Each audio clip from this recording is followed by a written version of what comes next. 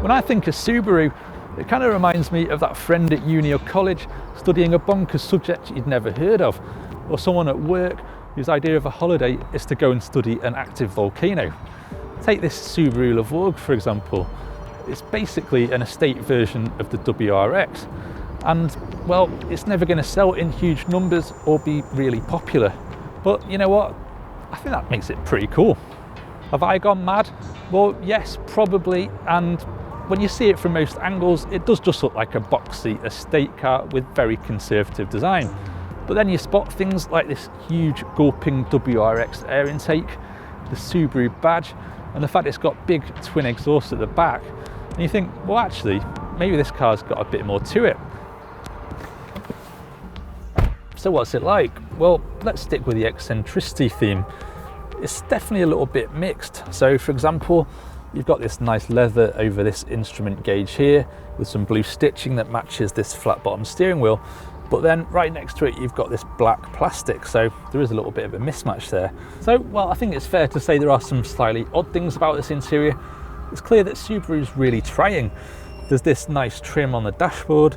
As I said, the steering wheel's really good to hold. And these air conditioning rotary dials are also pretty good and feel quite expensive to the touch. Not only that, but the basics are all here. And by that I mean that the seating position is absolutely fantastic. And because this car's got so much glass around it, there's actually really good visibility out of the cabin. You also get a standard reversing camera. And because we only get the GT in the UK, these really lovely leather sports seats also come as standard. And I found they're both comfortable and figure hugging when you're going through corners. And there is one last feature of this car, which to be honest is one for car geeks like myself. And that's the bonnet scoop, because not only can you see it from the outside, but as you're driving along, you get the sense that it's kind of sucking the horizon towards you, and it reminds you of all those rally videos you've seen on YouTube. But that's enough dreaming. This is an estate car after all, so what's it like in the back? All right, well, yeah, it's pretty good. As you can see, plenty of knee room, even though these are quite chunky front seats. If I sit up straight, I'm 5'11" and I've got enough headroom. The back seats actually feel pretty comfortable as well. Sometimes bench seats tend to be a bit firm and a bit hard, but you know, you feel like you'd be pretty comfy if you're on a long journey, say.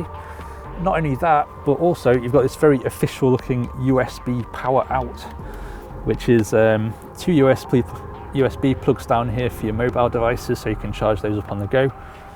And one thing I really like is this pull down armrest with 2 decent sized cup holders. So how about the boot? Right, well, measuring 522 litres, the Levorg's boot isn't as big as something like the Octavia Estate, which measures 610. But saying that, it's not small, and I actually really like what Subaru's done with some of these well thought out features. For example, lift this up and there's a big space under here for things like wet boots.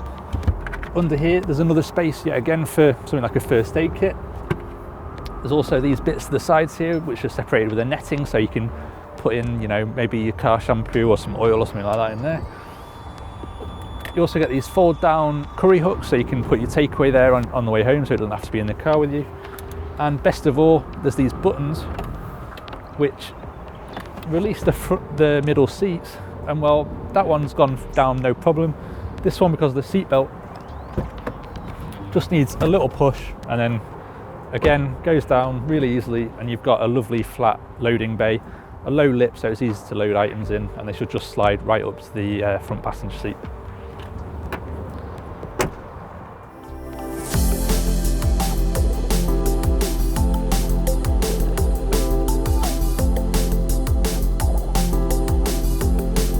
Right, well, Subaru's made my life nice and easy today, because the Levorg only comes with one engine and gearbox in the UK, and it's this 1.6 litre flat 4 turbo, and it's a petrol, which is a bit controversial because straight away it pretty much rules out business and company drivers.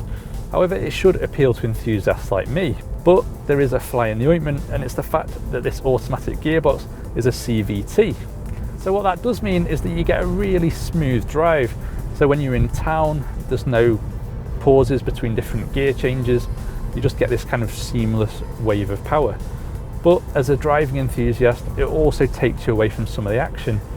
So what Subaru's done is fitted these paddle shifters behind the steering wheel and given us 6 virtual gears where the CVT chooses points to change, sort of mimicking an automatic gearbox. In theory, it's more efficient because the engine's revving in its sweet spot, and it's the same sort of technology that's used in the Toyota Prius. But here we've only been averaging around 36 mpg. Saying that, the 0 to 62 time's not too bad. It's about 9 seconds, and that puts it on a par with 2-litre diesels like the Mazda 6 Tourer. But there are some hints of genius here too. When you turn into a corner, you can feel that there's tenacious grip. And of course, the Subaru's famous 4-wheel drive system.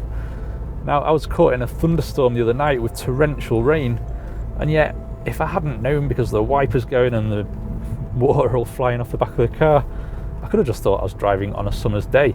There's just so much grip.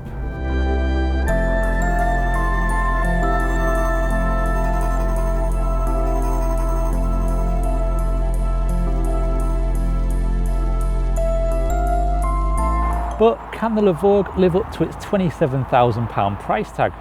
Well, it certainly has a battle on its hands. The Octavia VRS is more powerful and more economical, and it costs about the same as this car. You can even get a Leon Cupra ST with 280 bhp for £29,000, which is £2 more than this. But saying that, the Levorg does have a certain cachet of its own. I think this is going to be a rare car on UK roads. It's also very rugged and has 4-wheel drive. It's a bit of a funny car, the Levorg. In a lot of ways, on paper, it doesn't really add up. But I know if I see one pass me on the road, I'll think, good on you for buying one. At times, it's really good to drive, it's practical and it's rugged. And while its CO2 emissions and MPG will probably rule it out for the majority of business drivers, if you're a private customer who maybe doesn't have a particularly big annual mileage, then it could actually be a really interesting alternative. So if you're a person who's not afraid of trying something a bit different, then let us know in the comments, and don't forget to hit the subscribe button. Click on the inquire button to find out more details about this car, or for any other models visit carkeys.co.uk, and to watch more reviews like this one, click on the links on screen now.